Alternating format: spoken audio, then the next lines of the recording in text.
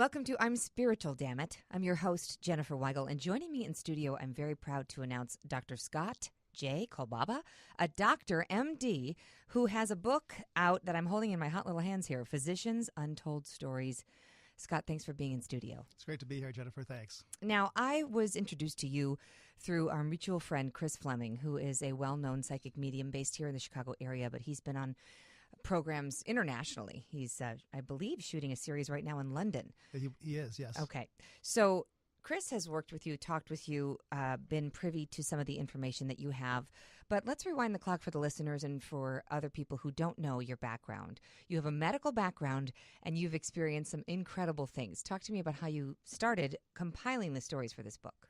Well, you know, I'm an ordinary doc. I see regular patients every day. I love that. I've done it for 35 years, although I can't believe it's been actually 35 years. You started when you were 11. I've heard it before. Yes. Absolutely. And I have kids now that are older than I am. It's hard. It's very hard to believe. And I had some unusual experiences, and I couldn't explain them. Mm-hmm. And I decided to write a couple down, and then I wondered if these would be reasonable to publish. So every doctor has patients that do every kind of profession you can imagine, mm-hmm. Including that profession. And so I have a publisher who I contacted, and I said, his name is Scott McDonald, and I said, Scott, could you meet me for lunch and listen to some of these stories and tell me if they're worth anything? Sure. Because I didn't know, and these are interesting stories. And, you know, doctors don't talk about unusual stories and spiritual stories. Doctors talk about potassiums, and they talk about the next patient that's going to have the gallbladder surgery the next day and so forth. Mm-hmm. So I sat down with Scott at a restaurant, and we were talking. And I was really hungry, so I didn't have a chance to look up. I was just eating and telling stories. And all of a sudden, I noticed he stopped eating, and he stopped totally. And I thought, this is strange. So I looked up, and he had tears in his eyes. Mm. And I thought, my goodness, if these stories can move a publisher that much, maybe they're valuable. Maybe I should do something with them. Right. And that's when I decided to go ahead and write a book that would take me 6 months. Unfortunately, as you know, you've written some books. Mm-hmm. 4 years later, right. I finally finished. Yeah. 2 editors, 2 publishers, 2 attorneys, and so forth. And it chronicles unusual stories and really miraculous stories that doctors have experienced mm-hmm. that they don't talk about. So I would love to start with the first one that you scribbled down. Everybody remembers the first one they scribbled down. So what's the first one you scribbled down? The first one happened on the floor of the hospital, and I was just making rounds, and all of a sudden my friend Dave Mokel, who's a orthopedic surgeon, runs up to me and grabs me by the arm, and he says, Scott, I've got to tell you this incredible story. I said, great, tell it to me. And he said, well, I can't tell it to you here. And I said, well, why not? He said, someone might hear me. Oh, jeez. So that got my curiosity. Mm-hmm. So I said, let's go into an empty patient room. And we did, and he closed the door. And he said, I want to tell you about Mary. Mary's a mutual patient that had ankle surgery. Okay. She was on the operating table, and she arrested. The arrest was pretty much a result of antibiotics that they'd given her. She had an anaphylactic reaction to the antibiotic. Oh, dear. She totally was dead. She was flatlined, no pulse, no respirations, no response to pain, eyes closed, basically dead. One of the techs that came from another room when they called the code started to do CPR. He wasn't doing it adequately enough, so Dr. Mokel decided to ask him gently to step aside. Well, you know, in the throes of battle, he didn't step aside, and after a couple of requests, Dr. Mokel, who was in charge of the code and wanted to make sure that she was going to live, decided to push him away. So he pushed him aside. Yeah. He had bright orange hair, or bright red hair, underneath his operating room cap, and Dr. Mokel started to do the CPR. Did it successfully. She started to come back. She never woke up until the next day. And then she did make it. She lived, and after a couple of days, she was ready to go home, and they found out it was the antibiotic that was the culprit. Mm-hmm. And when Dr. Mokel came in to give her the discharge recommendations, she said, "Thank you for saving my life." And it was such a sweet way to say that. It kind of took Dr. Mokel aside, but he's a humble guy, and he said, "Well, you know, it was a team effort. We had a lot of cardiologists and lots of people were involved." And she said, "No. I saw you push that guy with the red hair away, and I saw you take over the CPR, and then you saved my life." And by this time, Dr. Mokel got weak knees and started to sat down, and he was trying to explain this scientifically because he's a pretty scientific kind of a guy, and he couldn't explain it. And then she went on to tell him all the details of the arrest, all the people that came in the room, what they were wearing, every little detail. And he couldn't understand how she did that. And when she was flatlined. When she was flatlined. Right. Right, when she was basically dead. She was a witness in the room. She was. Mm-hmm. And so she said, when I arrested, I rose up to the top of the room, and I was watching everything that happened, and I could see exactly what happened. I could see you page Dr. Kolbaba, that you wanted to have him come in. I wasn't in the hospital, but he paged me a couple times. She mentioned all the details, and then she said my grandmother, who had been dead for many years, also came to me and told me it wasn't my time to go, that I would have to be a kind and wonderful and loving person, and then there would be a special place for me in heaven. But I'd have to go back, and that's when she developed a heartbeat and really came back to life.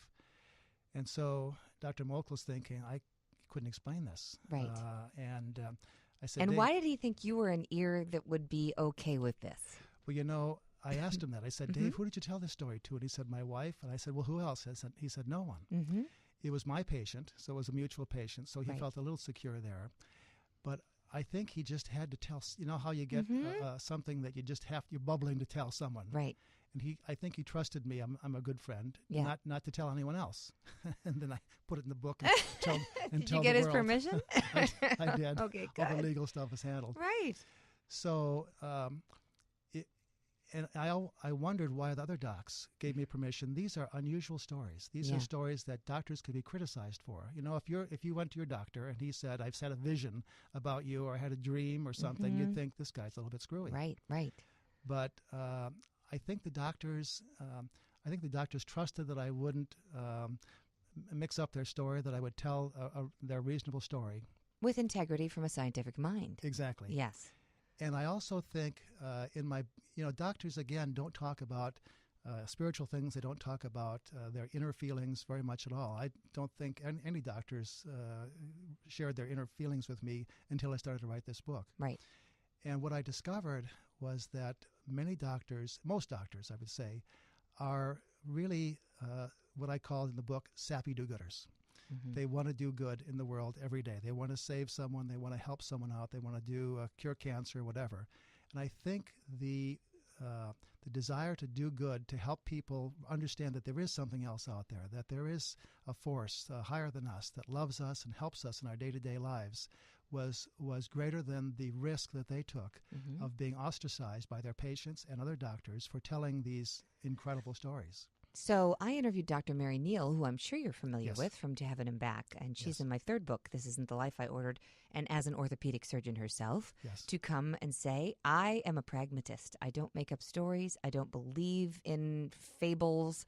You know, she's like, I'm a scientist, and I know I was in the light. I know I was without oxygen for 30 minutes, and that's a living miracle. Yes. So how is it that we can embrace a living miracle, but then we kind of want to push these stories into this other category, like it's not real or it's not something that we should be talking about all the time? I think it is. I think it's miracles that are happening moment by moment, and thankfully you are a doctor that's documenting them, because I would guess there are so many more doctors like you all. You know, I think there are. And I think the reason that people don't talk about these things is they're afraid of being criticized. Yes. And what I've discovered is, we had a launch about a year ago for the book, and many of the doctors came, and they were a little afraid of what the reaction would be. Would people criticize them? You know, oh, I don't believe this, and so forth.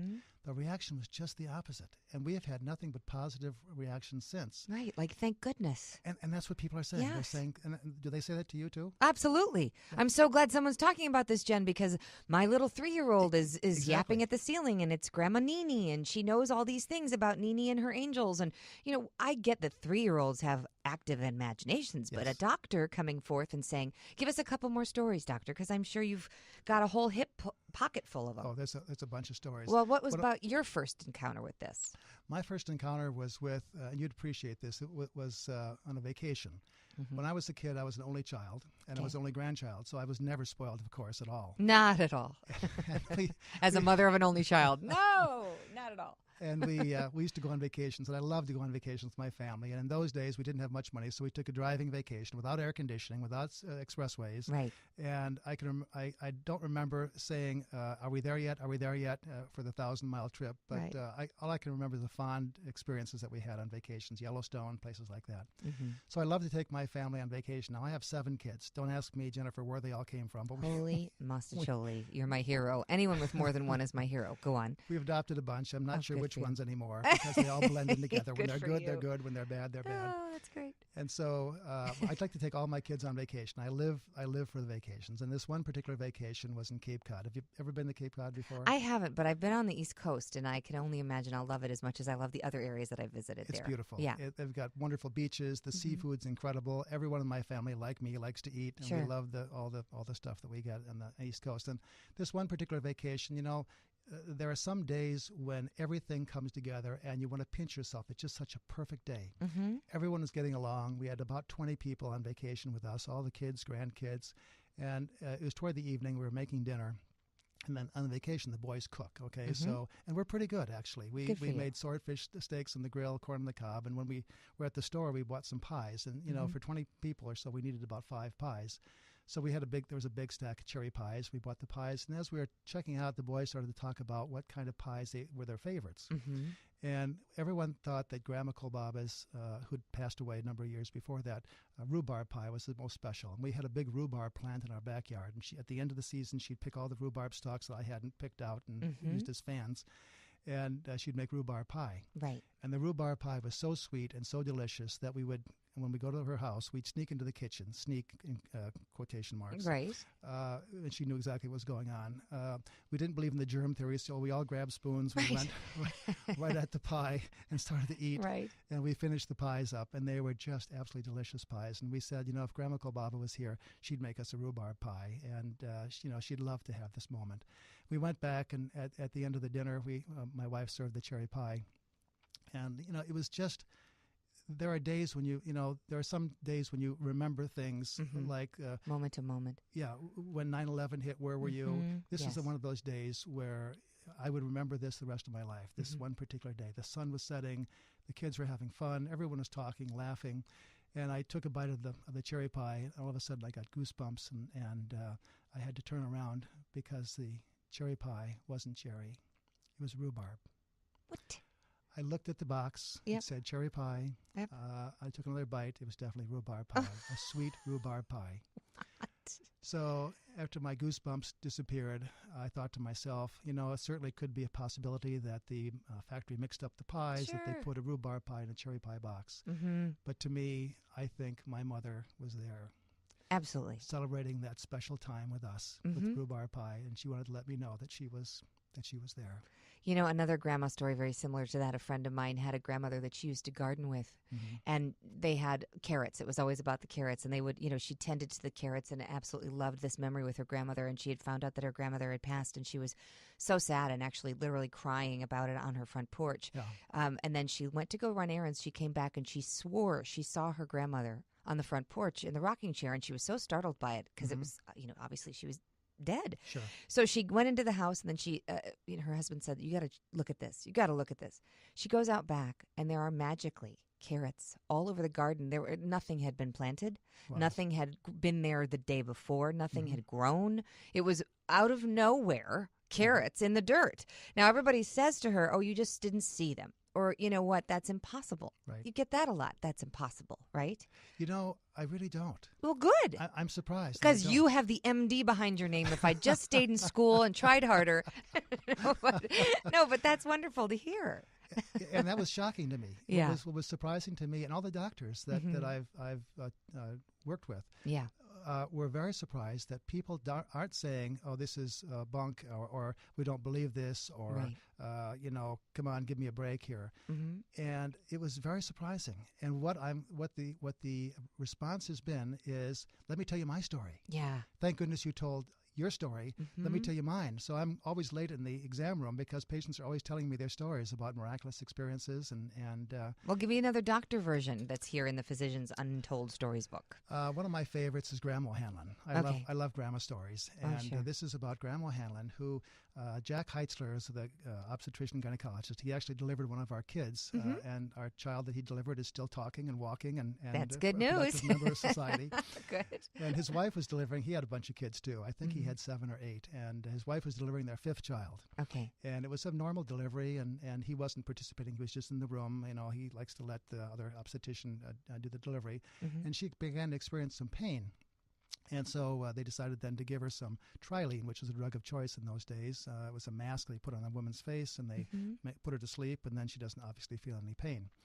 Well, Joan Heitzler, who is his wife, who was delivering the baby, had befriended Grandma Hanlon. Grandma Hanlon was her grandmother, and Grandma Hanlon came from Ireland, and she became a midwife in Chicago, and she delivered babies and helped the mothers in the Irish community, which was kind of looked down upon at the time. Sure. And so, and had she passed away by the time she was having this delivery? She came back to save Joan's life, and she walked into the delivery room.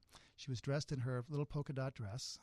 And the other obstetrician saw her? I don't think anyone saw her except Joan. Except Joan. She stood at the head of the bed, the end of the bed, and she signaled to Joan, don't use the Trilene, don't take the Trilene. And Joan didn't understand why, but she pushed it away. Okay. And no one realized that about 2 hours before Joan went into labor, she had a very large meal, maybe an hour before. Right. And about 1 minute after Joan pushed the Trilene mask away that would have put her into a deep sleep, she vomited the entire meal. Oh, my gosh. Had she had the mask on, she would have aspirated and may have died. Yes. So Grandma Hanlon, she said, saved my life that day. And the interesting part was that Grandma Hanlon had died 22 years before. 22 years. Yeah. Good thing she's still doing her job, right? So she's watching over those she loves. Yeah, I think people do. So let me ask you that. As an MD, what are your beliefs? That one experience with the soul floating over and knowing which doctor saved her life, witnessing the entire encounter, I'm sure you have a lot of those stories as well. Is that a soul? Is that a spirit? Is it both? What do you think is happening? What do you think happens when we die? I think our spirit goes somewhere, and I think our spirits can be aware of our loved ones and others, and I think they can sometimes participate in our lives and help us in strange and wonderful ways, as evidenced by Grandma Hanlon. I was having lunch with a woman the other day who told me that her mother, who's from Georgia, when she comes up in her mind and when she's thinking about her, and she passed away, she sees a Georgia license plate. Or when she's really down in the dumps, out of nowhere, she sees a Georgia license plate. And for me, my dad will appear as a cardinal. Now, cardinals are everywhere in Illinois, so that's not as unusual. But one time I was thinking about him very heavily. I was about to go MC an event where he would have been the MC, but I was stepping in his place. And the car in front of me had the license plate JTW 45.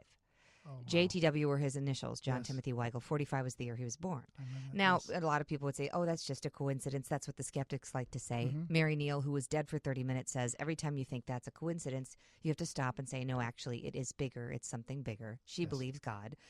You can say what you want, the universe, God, Jesus, whatever you want to believe, but that it's something greater than what we are, orchestrating that to happen. And when you acknowledge it and say, thank you, I acknowledge that, it happens so frequently that you can't explain it through the law of probabilities. Have you found that to be the case? Yes, and I think once you start realizing these coincidences, you'll see more of them in your life. Yeah. And that was one of the points of my book, that people need to look for those little coincidences, that a chance meeting on an elevator of someone that happened to get you a job that you were looking for, or some strange things that you didn't expect, and all of a sudden there's a coincidence about something. There's one of my patients told me an interesting story. His father died. I took care of his father. Yeah. And the father was really a very dynamic individual. And if you knew him, you would say, when he died, you'll really miss him. And so the son was really missing his dad, my patient. And his name was Leroy. And he got into his car and was driving somewhere and said a prayer while he was driving. And he said, Father, tell me, give me a sign that Leroy, my dad, is okay. And at that very instant, a moving truck passed him. And it said on the side of the moving truck, Leroy's moving. And so Leroy's moving. I'm getting all these stories now from my patients. Yes. This wasn't a doctor's story, but this was a really interesting story. And these are the stories that people are telling me. Yes. And they're feeling okay about sharing the story, because before people, I don't think, would feel comfortable. And hopefully, if they read books like yours and books like mine, they will begin to realize that these things are happening for a reason, and it's okay to tell about them. It is. And not only when you start telling it, you make it a safe space for it to start occurring and for you to start realizing it and chronicling your own experiences. Exactly. You said that when you pulled up my book on Amazon, Psychics, Healers, and Mediums, it suggested your book as people are also buying. That was so bizarre. And Jennifer. then the flip side, when you pick up your book on Physicians Untold Stories on Amazon, it says people are also buying Psychics, Healers, and Mediums by Jenniffer Weigel. What? I took a picture of that last night because I had to check you out a little bit. Yes. I wanted to see what your history was, your bio and so forth, and I looked at your books. And there I was, on your site on Amazon, and there you were on my site. Isn't that something? And I got goosebumps because I thought this is, what a coincidence. You know about coincidence. Absolutely. Right? And a lot of the people I've interviewed who have the gift that I don't have, people seem to think that I'm talking to dead people. I said, no. I interview people who say they do. Yes. I have yet to experience a visual of some sort or seeing grandma on the porch, in her rocking chair. But, people will tell me that they see things or that things happen a lot like that, and then they're afraid they keep it close to the chest and they don't want to. I want to share a story with you about my grandmother, Virginia. She had this piece of furniture that has been in the family since 1950-something, right? That she got it from a church. It was a baptismal font. Okay. And this is something where they used to baptize the babies in a Lutheran church. Her father was a Lutheran minister, so she found this in an antique store and had to have it. Yep. It was the most awkward thing, Dr. Kolbaba. I mean, seriously, it didn't really fit well in any room, but it looked great with a little Christmas tree on top of it or some pictures. But it was an octagon shape, and it was just monstrous. So after my father passed away, I took it on and moved it from a few houses. And it was time to move again, and there just was not room for this thing. Yeah. And I was really sad about it because I had it for so long. So I reached out to every cousin, brother, you name it. Nobody wanted it. Nobody wanted the baptismal font. So I've been praying to Virginia and just going, gosh, please, I don't know what to do. I don't want you to be mad. I don't want you to be disappointed, la, la, la. So I decided to call a few antique stores. Okay. And I thought, you know what? I'm not going to take less than $500 for this thing because it's probably worth a couple thousand because it's so old. It actually dated back to the early 1900s. So this guy comes and he's looking around and he says, I'll give you $200 for it. I'm like, $200? Now I had a couple of other things I wanted to look at, but I was so mad I stormed outside and I was crying to Virginia, like, what the heck? I can't give this to him for $200. I should tell him to go, right? Should I just tell him to go? Still hear nothing, crickets. So I go back in and he says, you have so many Virginia bluebells. And I was like, excuse me? He was pointing to the blue flowers outside that, by the way, Scott, had never been there, these blue flowers. Interesting. I had never noticed them before, like you with the rhubarb pie. Yep. They were there that April, but they'd never been there before, and they were all over the field. And there's this flower called the Virginia bluebell, and my grandmother's name is Virginia. He goes, when I moved here, I actually took a bunch of them from Iowa, and I transplanted them here. Now is the perfect time to relocate them. Interesting. I'm like, did you just say now is the perfect time to relocate Virginia? So he then offers me a couple $100 more for a table I had, $100 more for another, $50 for this. By the time we were done, he had $500 of things that I didn't want at all. I was going to give to charity and the baptismal font, which of course I loved. Yeah. He took them, and I was still sad about it. My brother called right after, and I told him the whole story about the Virginia bluebells, everything, and he said, Jen, Virginia was giving you permission to relocate her.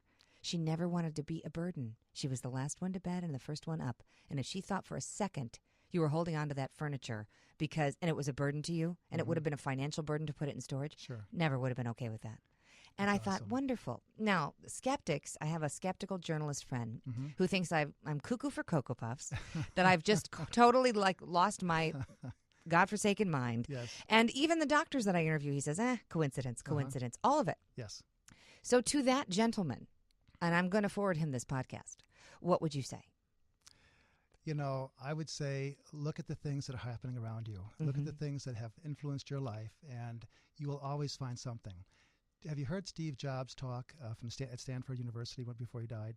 I'm sure I have. He gave a talk at Stanford University, and he said he was a college student. His parents were not very wealthy, and he went to a very expensive small college. Yeah. And he hated it.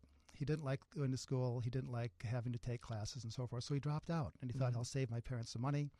And when he dropped out, he was then able to take the classes and audit the classes for free that he never would have taken, like calligraphy, like typesetting and fonts and things like that. And he said he learned stuff that he would never, ever use in his life about type and fonts and calligraphy and things like that. And then 10 years later, when he was designing the Mac, he discovered that that was invaluable. And that was what made the Mac such a wonderful piece of equipment, and that is the fonts and the text and so forth that he never thought he'd used before. And his conclusion was, in retrospect, you don't know exactly the path you're being led on, but you will discover that in retrospect. So my advice to him is look in retrospect at your life. There are things that will happen or have happened to everyone that I think is the hand of that provider, that creator. Most of our doctors call it the hand of God in your life that you didn't realize that led you on the path to a successful conclusion in your life. I'm sure you've had those. I've had those things happen to me in getting into medical school. Tell me. I was a pre-med student in college, and I was taking all the pre-med classes, and they really weren't very exciting in most cases, although I love medicine. But some of these classes were, all the chemistries and so forth that you have to take but you don't ever use in real life.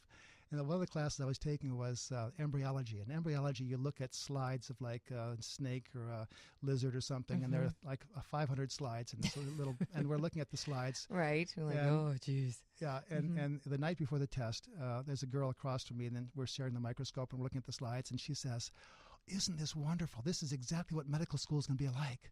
And I almost threw up. Right. Check, please. The next day, I changed to economics. I became an economics major. And so I graduated with economics. I thought I'll never have to go to school again because I never really loved school very much. So I did my economics, got a job, and then I realized I really made a big mistake. I wasn't doing anything good in the world, and I needed to go back to medicine. And so I had to take organic chemistry. Now, I had a family by this point, and so I gave myself one more year. If I didn't get into organic chemistry, I'd have to get a regular job and go on with my life and not be a doctor. So I discovered, thank goodness, there were 2 organic chemistry classes in Chicagoland that were offered at night. One was in Aurora University, and I was working at Aurora, so it was perfect. I could walk almost across the street to the college, and one at Roosevelt, which is downtown, as you know. So I got to the bookstore, I bought the books, and there were lots of books falling off the shelves. There were so many books, and I thought, oh, this is great. There must be lots of students enrolled. And I got to the class, there were 3 students there. And I thought, oh, this is great because I'll get personal attention. Well, the professor walked in and said, "I'm sorry, we canceled the class. There are not enough students." Wow. I thought, my life is over. Right. So I rushed down to Roosevelt the next morning, got in line to the registrar.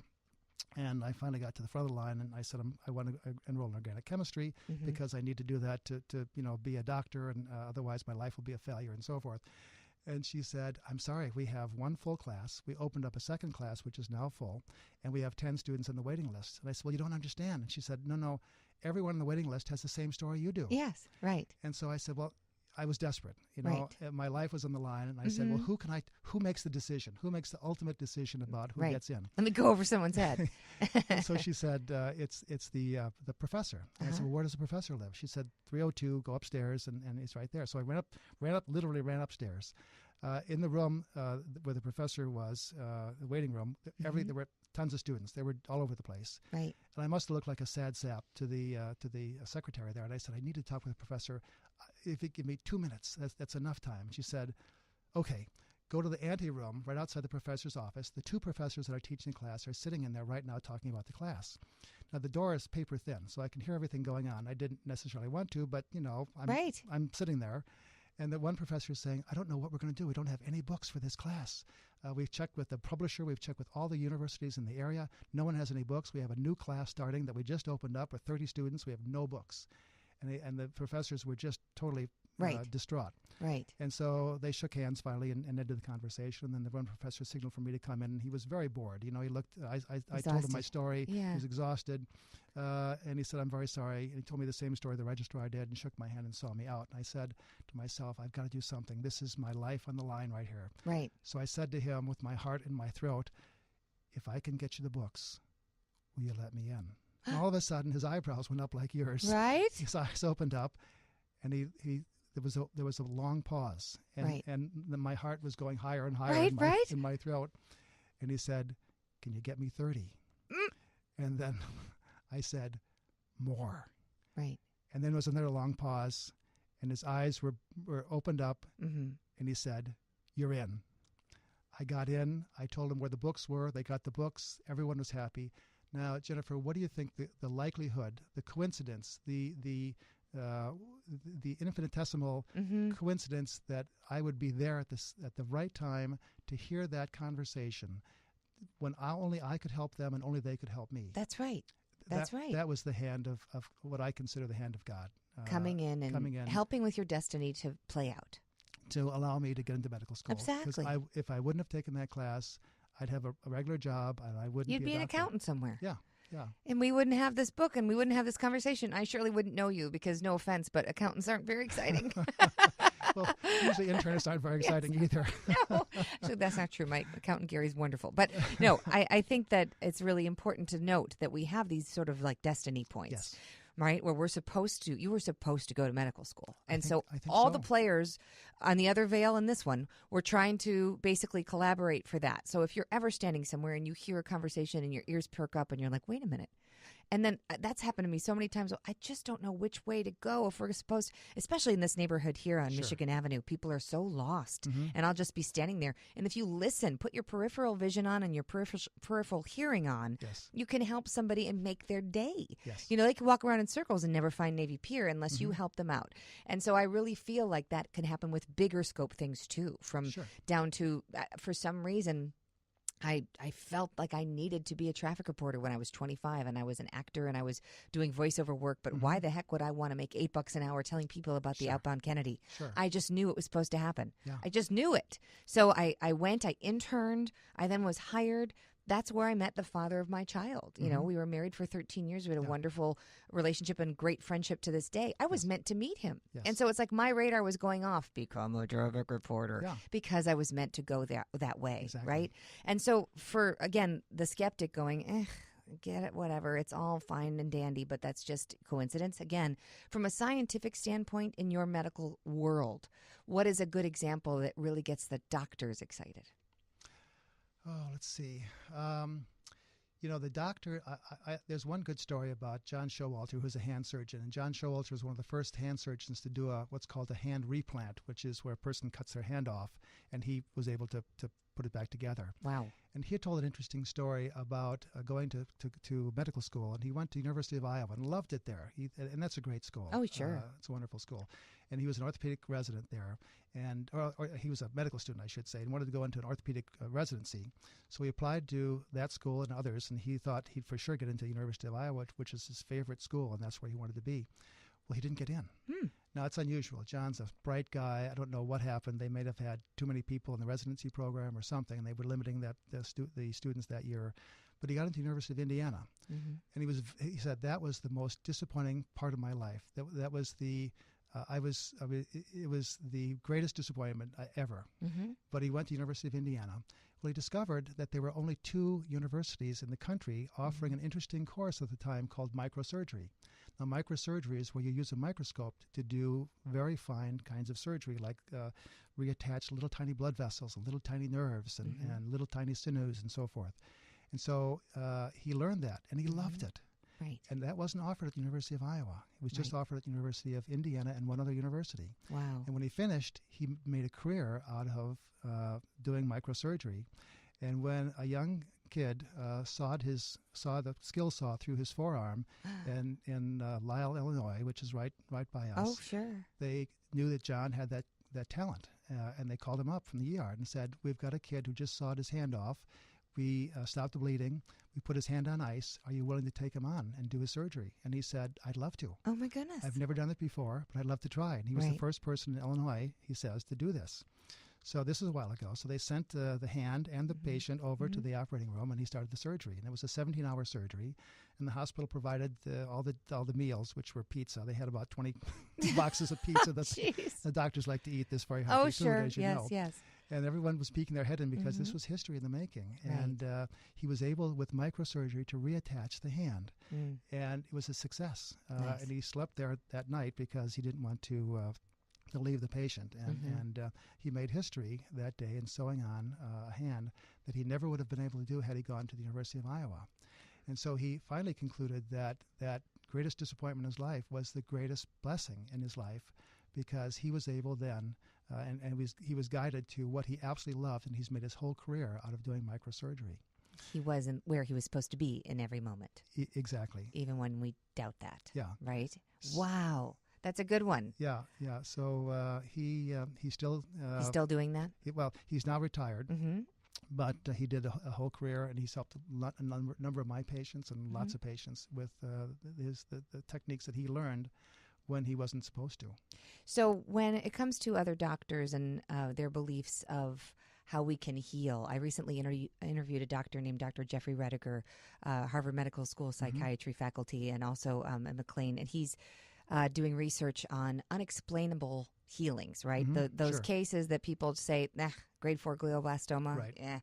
Pancreatic cancer, sorry. Yeah. But they're healing. And a lot of it is because of their mental state and their positive attitude and the fact that they'll incorporate some alternative healing modalities that sort of get them in alignment. Are you a believer of the alternative healing modalities combining with the medical as well? You know, I believe that we don't know everything about medicine. And I believe that if something works, I'm willing to accept it. So there are so many things that we can't explain. And, I do believe some of those miracles are just, the body revving up and so forth. But there are some of those that are truly miracles, I think. And some of those are some of the alternative things are responsible for those healings too. So I'm a pragmatist. I believe there are things that I don't know. And also the results are results too, right? For sure. And why should we claim to think we know everything when we can continue to gather data and learn more, right? I agree. I mean, I'm sorry, but in 1949, doctors were endorsing Camel cigarettes on TV. This is the truth. Google it. It's all over YouTube. What Camel do you, or no, it's what cigarette do you smoke, doctor? Right. Well, 9 out of 10 doctors smoke Camels. I mean, this is the nurses lighting the cigarette. They're like, poof. I have a book that endorses, this is the 1900s, endorses smoking as a means of treating bronchitis and pneumonias because it will kill the bacteria. Oh, fabulous. So there's some interesting things that we have believed over the years. Because we do what we know at the time based on the research that we've gathered at the time. Yeah. So do you think now that more people such as yourself are compiling these untold stories that the awareness will continue to grow? Can we have a conference of like minds where I think that unfortunately some people have given this world or these stories sort of a bad rap, if you will, and they think that everybody's sort of like, wearing patchouli and have dead chickens around their neck. Yeah. And that's not the case. Right. So the more that we talk about people in the medical community that have experienced these miracles, that are documenting these cases, the more it will become a mainstream thing. I mean, if people believed 2,000 years ago that a man named Jesus came back from the dead, but we didn't have any way to document it digitally, no audio recordings, but it's a belief system that 250 million people embrace. Yes. Why can't we take this evidence and embrace this? That's the point of my book. Got it. Of my book, and I knew that's why we were friends. And I picked the doctors that are just ordinary docs. Yeah. There are a number of docs that are kind of on the edge, and everyone knows that there's some doctors are really straight arrows and kind of ordinary, boring doctors. Traditional, yep. And some doctors are a little bit on the edge. The doctors that are in this book are all ordinary doctors that have a practice, that have no reason to bring out an unbelievable story like this. As a matter of fact, they have every reason not to, because they have stable practices. They're doing extremely well. They're well liked in the community. And so they really stuck their neck out. And what happened at our launch was that people applauded them for being courageous to bring out these stories. And I'm convinced, after talking to patients and talking to others, that every individual or every family has a story like this. Yes. And if you give them permission by writing a book, by telling a story, that they will accept that, and they will then come out with their story and feel okay about it. And the goal, I think, of the doctors was to give people give people permission to do that. Yes. And also to give them some hope. Right. There's something higher than us. Believe in that. Right. And many of the doctors didn't care what they believed, as long as they believed in something, because it's a better world when people believe that there's something else higher than us that looks after us every single day, that may participate in our lives in strange and wonderful ways. I'm sure you've heard of Dr. Raymond Moody, who coined the term near-death experience with his research over the decades since the 1970s. Yes. I interviewed him recently, and he says that a lot of the people claim these near-death experiences are a lack of oxygen in the brain. It's just hallucination and all that. Well, he has this really compelling story about how that could not be the case. He was at a conference in Italy, and he was operating, or this doctor in Italy came up to him and says, I have to tell you this story. This was the most unbelievable thing. Let's come over here. So the Italian doctor was working on someone, and he was a young man, pretty healthy, but he went into arrest, and they could not revive him. And they tried, and they're like, all right, let's call it time of death. And then they hear this ruckus, like a boom. This woman comes barreling in. It's his wife, who was in the waiting room just reading a magazine, who claims her husband, who died on the table, came to her and says, tell him to keep trying. It's not my time. I'm not dead yet. Tell him to try for 5 more minutes. So she comes barreling in, screaming in Italian to keep trying. So they're so rattled, they do. And sure enough, he came to, and he says, I was trying to tell you I wasn't dead. You wouldn't listen, so I went to my wife in the lobby. And so, Dr. Moody put that one in one of his books. And it was just like, that's the argument of, well, they were lacking oxygen. Well, she wasn't. She was in the lobby living life. That's something. And boom, he came in and says, honey, please tell him not to stop. Yeah. It's amazing. It is. I think some of the experiences are lack of oxygen, Sure. but I think, like Dr. Moody, there are many experiences that are not, and you just can't explain those experiences. Yeah, what you can do is explain them by saying there's something that's beyond this, and that there's something that looks after us. There's more going on. Yeah. Well, I am applauding you for coming out with your stories, for continuing to tell them, for encouraging other physicians to do the same. We have a lot more stories to tell, so hopefully you'll have a series of books coming. But for the listeners who are driving, when you stop driving, go on Amazon and order Physicians Untold Stories by Scott J. Kolbaba. It's spelled Kolbaba. And what website would you like them to go to? I'm sure you have many presences. Will you want them to find you on Facebook, find you at this? Where? PhysiciansUntoldStories.com. Okay, perfect. And look for our television show next year. Okay, fantastic. I can't wait to hear that. I was going to ask you if you had a show in the works, but it's good to know you do. Yep. Okay, because I was going to say this would be perfect for a series. You need to have a series talking about these things. That's what Chris Fleming thought too. So. Oh, see? All right. And other great minds think alike. Great. Well, I look forward to hearing more. I look forward to tuning in. For all of you out there, when you do go and order Dr. Kolbaba's book, you'll also see at the bottom to order mine. So do that. Get them both together, and they discount it. Psychics, Mediums, and Healers, a journalist, a road trip, and Voices from the Other Side. We will continue to tell our stories, I have no doubt, and I hope we continue to be in touch, Doctor. That's great. Thanks, Jenniffer. It's wonderful to be with you. Thank you for all that you do, and to all of you out there, treat others the way you'd like to be treated, and stay spiritual, damn it. We'll talk to you next time.